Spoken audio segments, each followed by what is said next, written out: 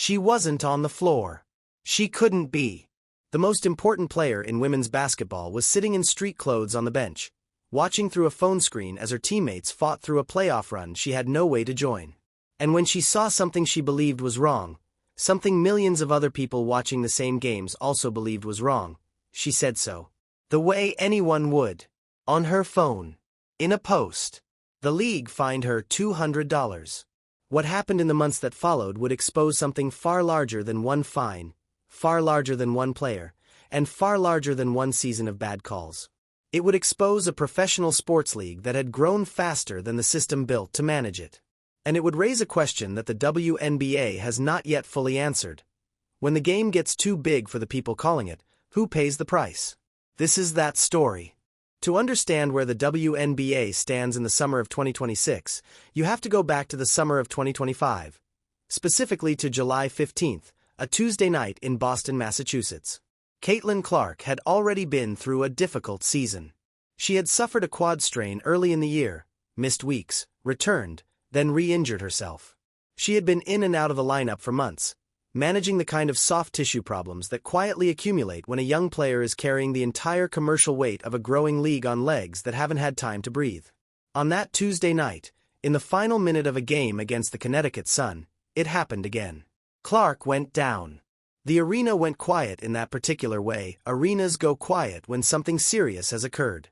And when the Indiana Fever released the news in the days that followed, that Clark would not play again for 2025, the full weight of it settled over the league like weather. She had played 13 games.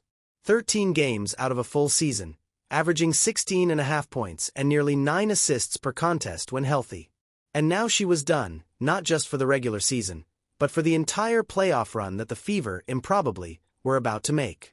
The team she was supposed to be leading would advance through the postseason as a 6th seed, decimated by injuries, short on stars, and entirely without its reason for existing in the minds of the national audience. Caitlin Clark's WNBA base salary in 2025 was $78,000. Her endorsement income was $16 million. She was the most commercially valuable player in the history of the women's game, and she was watching her team's playoff run from a courtside seat she wasn't allowed to leave. What she was watching, what millions of people watching alongside her were watching, was a product in distress. The officiating problems in the WNBA during the 2025 season had not appeared overnight. They had been building for years, accumulating across seasons of increasing physicality, inconsistent standards, and a referee workforce that had not grown at anything close to the pace of the league itself. But the 2025 postseason had moved those problems from background noise to the main story, and by September, the league's most respected voices were no longer speaking carefully. Cheryl Reeve has spent her career being careful. She is one of the most accomplished figures in the history of women's basketball. A multiple-time WNBA champion, a 3-time Coach of the Year, an architect of the Minnesota Lynx dynasty that defined an entire era of the league. She has coached MVPs. She has lifted championship trophies. She has navigated the internal politics of a professional sports league for nearly 2 decades with the kind of controlled professionalism that comes from understanding exactly how much you can say and when. When Cheryl Reeve speaks in public about something, the WNBA listens. When Cheryl Reeve uses profanity in public about something, the league knows the situation has moved past what an internal email can fix. On September 26, 2025, the Minnesota Lynx were playing the Phoenix Mercury in Game 3 of the WNBA semifinals. With roughly 30 seconds remaining, Mercury forward Alyssa Thomas stripped the ball from Lynx star Napheesa Collier. In the process of doing so, Thomas made contact with Collier's leg. Collier was injured on the play. No foul was called. Phoenix got an easy basket. The game ended. Cheryl Reeve ran onto the court screaming. What followed, the ejection, the staff members physically holding her back, the profanity directed at Mercury fans as she was escorted out of the building, became one of the most watched moments in women's basketball that year. And what she said at the post-game podium became one of the most quoted. When asked about the officiating crew that had been assigned to her team's playoff series, Reeve's answer was 2 words. The first was an expletive. The second was malpractice. There is no diplomatic translation for that. Reeve didn't intend one. The league fined her $15,000, the largest individual on-court infraction fine in WNBA history. They suspended her for Game 4.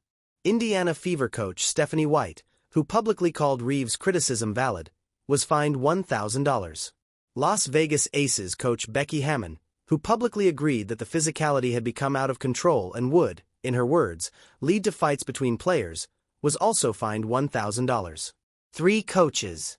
15 fines totaling $17,000. Not a single official suspended, retrained publicly, or held accountable in any way that fans could see. Stephanie White had reached her own breaking point months earlier. On May 24, 2025, more than 4 months before the Reeve eruption, the Indiana Fever played the New York Liberty at Gainbridge Fieldhouse in Indianapolis. It was the kind of game the WNBA had built its entire marketing season around. National broadcast. Sold-out arena. Caitlin Clark and Aaliyah Boston against the Liberty's star lineup. A 2-point game in the final minute. In the closing seconds, Liberty guard Natasha Cloud made body-to-body contact with Clark on a critical possession. The whistle didn't come. Liberty rebounded. The game ended 90-88. Indiana lost.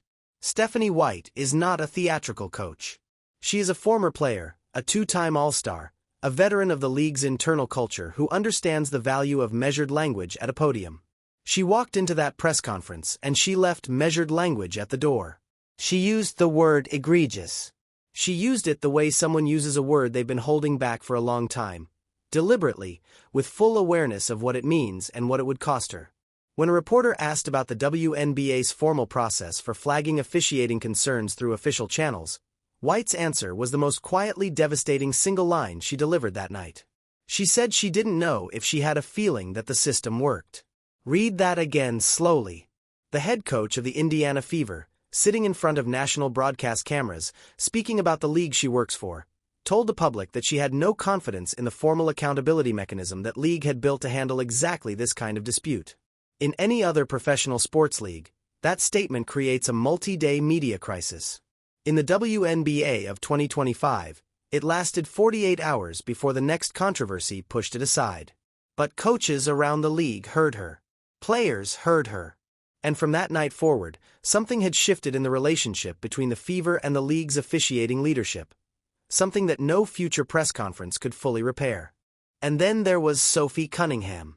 If Caitlin Clark was the face of the officiating crisis, the player whose every interaction with a referee carried the weight of millions of viewers, Sophie Cunningham was its most honest voice. She is not a superstar. She is not a marquee name on a national broadcast graphic. She is a role player, an enforcer, a personality, and in the absence of Clark during those 2025 playoff months, the most quotable Indiana player on the roster. The league fined Cunningham 3 separate times for publicly questioning officiating decisions. 3 separate fines from a player earning roughly $665,000 on a 1-year contract. The league was, on the public record, pulling money out of her paycheck for the same conduct that her own head coach had described with the word egregious. That is not a small thing. Not for a player on a 1-year deal, where every dollar matters, where the career window is never guaranteed, and where the alternative to silence is financial punishment from the league you're competing for. The message was clear. The WNBA's instinct, when forced to choose between a player's public complaint and an official's reputation, was to protect the official. Kelsey Plum said the quiet part loudly on the record. Scratches on her face, scratches on her body, and the other team getting soft calls that she didn't. Natasha Cloud, the same player whose late-game non-call had closed out the Fever in May, spoke publicly about inconsistency in her own defensive whistles. Angel Reese addressed it in post-game comments and on her own podcast throughout the season. The most marketable league in the history of women's basketball had spent the entire 2025 postseason answering questions not about its basketball, but about the people calling its basketball. The league office knew it had a problem. The league office announced a task force. When Kathy Engelbert addressed the matter at the 2026 WNBA draft, she was deliberate and on message. The league had held conversations in the off-season, she said, focused on the physicality of the game, ensuring that officiating standards would evolve alongside the speed and talent she was seeing on the court. The task force had spent hours reviewing film. There was a new oversight structure. There were enhanced training and development programs. There was a public commitment on the record, that the WNBA understood the problem and was investing in fixing it. Both Stephanie White and Cheryl Reeve had participated in the task force. Both coaches who had used the most pointed public language about officiating in 2025 were now inside the room helping to design the solution. That detail mattered because it gave the reform effort something task forces often lack: credibility from the people who had been most visibly harmed by the old system. The 2026 season opened. Players reported to camp. Coaches updated their schemes. National broadcasters, who had spent the previous fall describing the league as in crisis, began describing it as in recovery. For one brief stretch, it felt like the WNBA had turned a corner. And then the numbers came in from the first 18 games. The average foul count in the opening weeks of the 2026 WNBA season was 42.1 per game. In the same period the year before, it had been 40.7. Teams were averaging over 22 fouls per game. Free throw attempts were running at more than 23 per team per contest. 11 of the first 18 games had recorded more than 40 fouls. 5 of them had exceeded 50. The task force, in attempting to address excessive physicality, had moved the whistle in the wrong direction entirely. Cheryl Reeve's team played one of those early games. It featured 42 fouls and 52 free throws. The same coach who had helped design the new officiating philosophy, who had expressed optimism in the days before the season that the game would finally become more fluid, that coach walked into the post-game media session and made clear that what she had just watched bore no resemblance to what the task force had discussed. They had talked about unnecessary physicality, Reeve said. Not marginal fouls. Nobody in that room had asked for this. Breanna Stewart, playing for the Liberty in a game that stretched toward 3 hours, called the lack of flow insane. Caitlin Clark, back on the floor now, wearing a Fever uniform again after 8 months away, gave a pre-season comment that circulated on basketball podcasts for weeks. She said she felt, if the league was going to call it the way they were calling it in 2026, she probably could have gotten a few more calls herself. Translation: the new system still isn't consistent. The problem hasn't been fixed. It's been rearranged. Angel Reese picked up a technical foul in her season opener, her first game in an Atlanta Dream uniform after an off-season trade. A new chapter, a new city, and the first defining moment of her 2026 season was an argument with an official. On May 9th, Aaliyah Boston spent significant portions of a regular season game against the Dallas Wings disputing calls with the referee. Boston is a former Rookie of the Year. Her public temperament does not lean toward conflict. When Aaliyah Boston is visibly arguing with officials, something is wrong with the product. And then Monty McCutchen made it worse. McCutchen is the head of WNBA officiating. He is the man who, on paper, runs the operational side of every game in the league. He came out of the NBA's officiating program. He is the person whose job it is to translate the commissioner's reform commitments into actual decisions made by actual people between the lines on actual nights. When the early 2026 backlash started building, McCutchen was asked when the changes the league had promised would become visible. His answer, in his own public words, was that it would have been naive to expect instant change. Read that sentence from the vantage point of a player who had spent the entire off-season being told on the record by her commissioner that change was coming. The head of the officiating program is now telling that same player, and every fan who had believed the task force represented a genuine turning point, that expecting the promised change to arrive quickly was a naive expectation. Naive. It is one of the most quietly damaging words any sports administrator has chosen in 2026. It doesn't insult anyone directly. It doesn't pick a fight. It simply reframes the deal the league had offered. Engelbert had promised a fix. McCutchen was now suggesting that expecting the fix to look like a fix would take longer than advertised. Two leaders of the same reform effort were now publicly communicating different timelines without ever directly acknowledging the contradiction between them. To understand why any of this happened, you have to step back from the individual quotes and look at the structure of what the WNBA has become. 3 years ago, the league existed largely on the fringes of the national sports conversation. Television deals were modest. Attendance was meaningful to its passionate base, but invisible to the broader American sports audience. The Indiana Fever were a franchise. Caitlin Clark was a college player in Iowa. Women's professional basketball was something that the people who loved it loved deeply, and everyone else largely ignored. That is gone now. The WNBA has a media rights deal worth approximately $2.2 billion over 11 years. The league is expanding to 13 teams, with a credible path to 18 by 2031. Every single one of the Indiana Fever's 44 regular season games in 2026 is being broadcast nationally. The first time in WNBA history any team has achieved that level of coverage. Every Caitlin Clark possession, every Aaliyah Boston rebound, every Angel Reese post-up is being watched by an audience measured in millions. The officiating workforce calling those games has not grown at anything close to the same pace. WNBA referees are still, by any structural comparison, compensated far below their NBA counterparts. They work fewer games at lower per-game pay. The training infrastructure around them is smaller. The performance review systems that produce elite NBA officials over years of development do not exist at parallel scale in the women's professional game. Many of the same referees who called WNBA games when the league drew a fraction of its current viewership are still on the rotation today, working in front of cameras whose audience has multiplied faster than any single official's experience could prepare them for. And at the same time, WNBA players are receiving approximately 9.3% of the league's total revenue through their base salary structure. NBA players receive between 49 and 51%.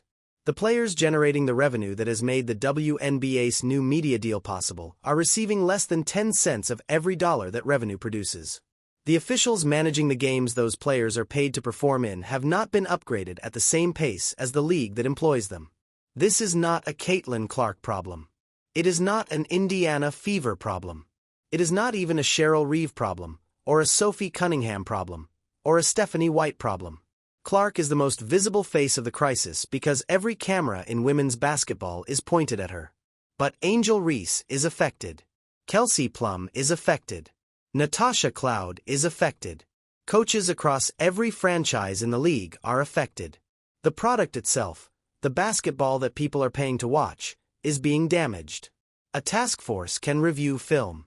A new oversight structure can produce a press release. But none of that closes the fundamental gap between the league the WNBA has become and the officiating system that was built when the WNBA was smaller, slower, and less watched. There is a moment that, in time, will likely be understood as the clearest symbol of everything this crisis exposed. It is not the Reeve ejection, though that was dramatic. It is not the Engelbert task force announcement, though that was consequential.